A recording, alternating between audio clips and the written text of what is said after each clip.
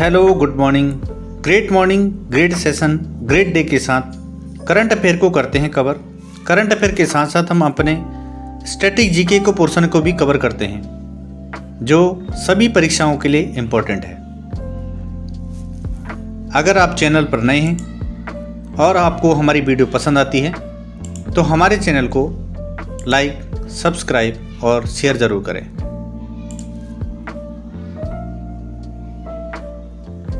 आज के सेशन की करते हैं शुरुआत कुछ इस प्रकार। धर्मगार्जन सैन्य अभ्यास किन दो देशों के बीच आयोजित किया जाता है? और इसका राइट आंसर है भारत और जापान। जापान की राजधानी टोक्यो है और ये सबसे बड़ा शहर है। टोक्यो जो शहर है वो होन्शु द्वीप पर बसा हुआ है। इम्पोर्टेंट फैक्ट देख लेते हैं धर्मगार्जन सैन्य अभ्यास के बारे में। इस अभ्यास का नाम है धर्मगार्जन।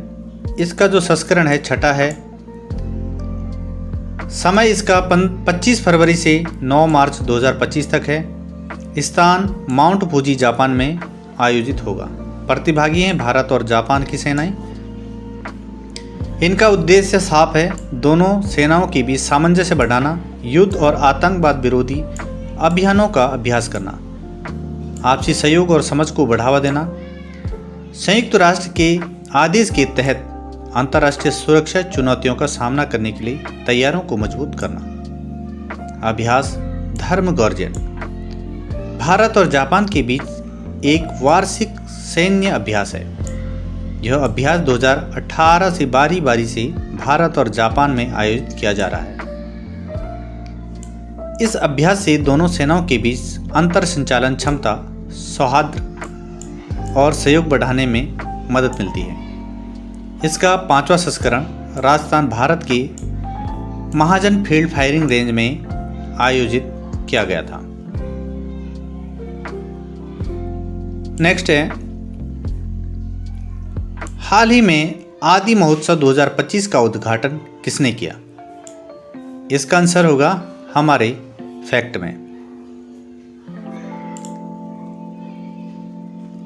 हाल ही में राष्ट्रपति श्रीमती द्रौपदी मुर्मू ने आदि महोत्सव 2025 का उद्घाटन किया। इसका उद्घाटन समारोह मेजर ध्यानचंद राष्ट्रीय स्टेडियम नई दिल्ली में आयोजित हुआ। आपको यहाँ पर ध्यान देना है, मेजर ध्यानचंद राष्ट्रीय स्टेडियम कहाँ पर है? नई दिल्ली में है। इसको याद करना है, ध्यान रखना है। यह महोत्सव 16 से 24 फरवरी 2025 तक चलेगा। आदि महोत्सव भारत की समृद्ध जनजातीय विरासत, संस्कृति, कला, शिल्प, भोजन और वाणिज्य का उत्सव है। उद्घाटन समारोह में आदिवासी कलाकारों ने मनमोहक प्रस्तुतियां दी। प्रस्तुतियों में शामिल रही, अभी यहाँ पर स्टेट वाइज कुछ डांस हैं, जैसे झारखंड का डांस है, छऊ डांस को वहाँ पर दिखाया गया था। राजस्थान का जो नृत्य है, कालबेलिया नृत्य है राजस्थान का, वो वहाँ पर दिखाया गया था। गोरमारिया नृत्य जो है वो छत्तीसगढ़ का है, वहाँ पर दिखाया गया था। सिद्धि धमाल गुजरात का है, वह नृत्य वहाँ पर दिखाया गया था। अंगीगैर नृत्य राजस्थान का है, वह वहाँ पर दिखाया गया। तो ये सारे इम्पोर्टेंट जो नृत्य हैं आने वाली परीक्षाओं में के लिए बहुत इम्पोर्टेंट है। अब आदि महोत्सव के बारे में जान लेते हैं। आदि महोत्सव एक आदिवासी त्यौहार है। यह भारतीय जनजातीय सहकारी विपणन विकास संघ लिमिटेड ट्राइफेड की प्रमुख पहल है। इसे आदिवासी पारंपरिक कला, संस्कृति, शिल्प, गैस्ट्रोनॉमी और व्यापार की भावना का सम्मान करने के लिए आदिवासी सहकारी विपणन विकास संघ ट्राइफेड द्वारा आयोजित किया जाता है। ट्राइफेड इसको आयोजित करता है। नेक्स्ट है, ट्राइफेड के बारे में देखते हैं। TRIFED the tribal cooperative marketing development federation of India. इसका एस्टेब्लिशमेंट हुआ था 1987 में। इसका जो हेडक्वार्टर है नई दिल्ली में है। यह जनजातीय मामलों के मंत्रालय के प्रशासनिक नियंत्रण के तहत काम करने वाला एक राष्ट्रीय स्तर का शीर्ष संगठन है। यह जनजातियों के लिए अनेक उत्पाद बेचने के लिए एक सुविधा प्रदाता और सेवा प्रदाता के रूप में काम करता है। इसका जो उद्देश्य है, जनजातीय लोगों को ज्ञान, उपकरण, सूचना के माध्यम से सशक्त बनाना है। नेक्स्ट है, भारतीय लघु उद्योग विकास बैंक सिडबी की स्थापना कब हुई थी? और इसका राइट आंसर है 1990 में। भारतीय लघु उद्योग विकास बैंक, इसको बोलते हैं सिडबी, और फ्रांस की एजेंसी एएफडी ने $100 मिलियन की क्रेडिट सुविधा समझौते पर हस्ताक्षर किए हैं। भारतीय लघु उद्योग विकास बैंक सिडबी की फुल फॉर्म यहाँ पर याद करें, ध्यान से देखिए। सिडबी की फुल फॉर्म है small industries development bank of India.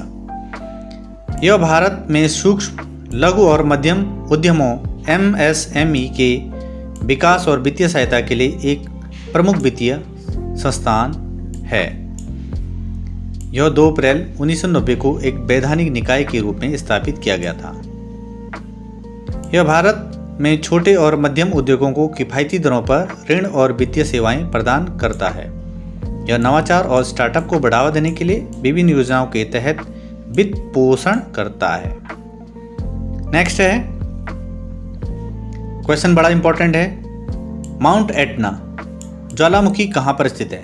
Mount Etna लिखा है, ये बड़ा, यहाँ से आप इसको डिकोड कर सकते हैं। माउंट एटना कहाँ पर है, हम इसके फैक्ट में देख लेते हैं। माउंट एटना पर 3050 मीटर ऊपर बोका नुवोवा क्रेटर के पास एक दरार से लावा का प्रवाह शुरू हो गया था। ज्वालामुखी फटने के कारण विमानन कलर कोड और ऑरेंज से रेड कर दिया गया। इसका अर्थ क्या था? इस क्षेत्र के ऊपर से उड़ानें खतरनाक हो सकती हैं। ज्वालामुखी फटने के कारणों का अभी तक पता नहीं चल पाया है, और वैज्ञानिकों का क्या मानना है कि ज्वालामुखी की आंतरिक गतिविधियों के कारण हुआ होगा। इसके फैक्ट देखते हैं माउंट एटना के बारे में। माउंट एटना से पता चल रहा है, डिकोड कर लो, इटली के सिसिली द्वीप के पूर्व तट पर स्थित एक सक्रिय ज्वालामुखी है। एटना कहाँ पर है? इटली में स्थित है। यह यूरोप का सबसे ऊंचा और सबसे सक्रिय ज्वालामुखी माना जाता है। इटली कहाँ पर है? इटली है यूरोप में। इसकी ऊंचाई लगभग 3357 मीटर यानी कि 11000 फीट है। लगातार ज्वालामुखी गतिविधियों के कारण इसकी ऊंचाई में बदलाव होता रहता है। माउंट एटना एक लोकप्रिय पर्यटन स्थल भी है। हर साल हजारों पर्यटक इस ज्वालामुखी को देखने के लिए आते हैं।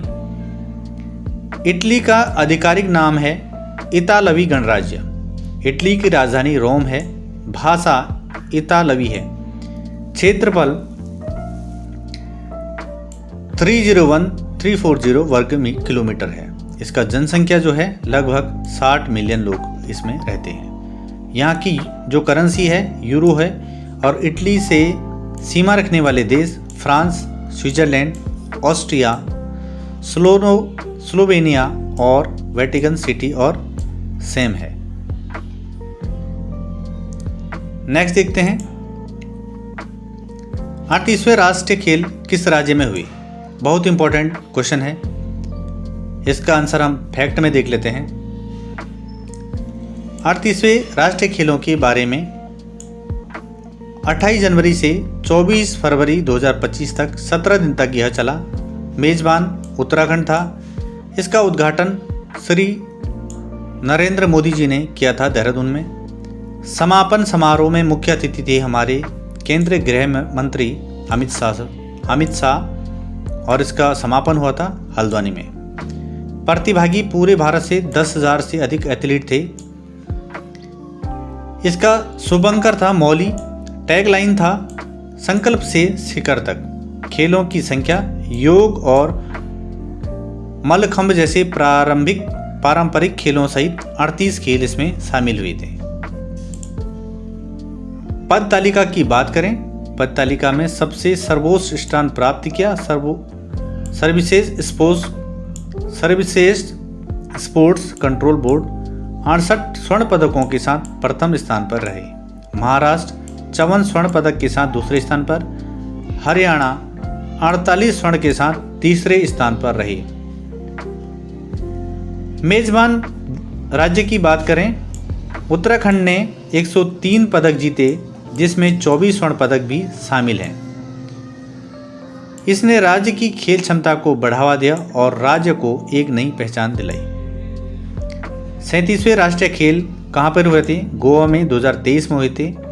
और 39वें ग्रीष्मकालीन खेल की मेजबानी मेघालय राज्य 2027 में करेगा। मेघालय पहली बार राष्ट्रीय खेलों की मेजबानी करेगा।